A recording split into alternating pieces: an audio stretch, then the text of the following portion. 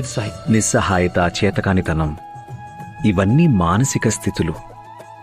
ఒక ఆలోచన, ఒక భావన అంతే. నువ్వు గనక అనుకున్నావనుకో నువ్వు నిస్సహాయుడివి, బలహీనుడివి అని, నువ్వు అలాగే ఉంటావు. అదే నువ్వు బలహీనుడివి, నిస్సహాయుడివి కాదని అనుకున్నావనుకో అప్పుడు నువ్వు అలా ఉండవు.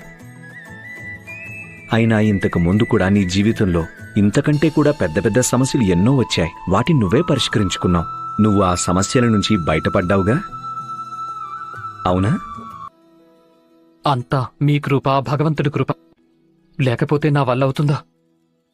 భగవంతుడు కూడా వాళ్లకే సహాయం చేస్తాడు ఎవరైతే స్వశక్తితో పైకి ఎదగాలనుకుంటారు. గుర్తు చేసుకో శ్యామ, ఒకప్పుడు నువ్వే ఎన్ని సమస్యలొచ్చినా, కష్టాలొచ్చినా ఎదురిస్తానని సంకల్పం తీసుకున్నావు. ఓటమి ఒప్పుకోనని ప్రతిజ్ఞ చేశావు. నువ్వు నిరాశలో కుంగిపోకుండా ఆశలో కర్మ మీద విశ్వాసం ఉంచావు. నువ్వు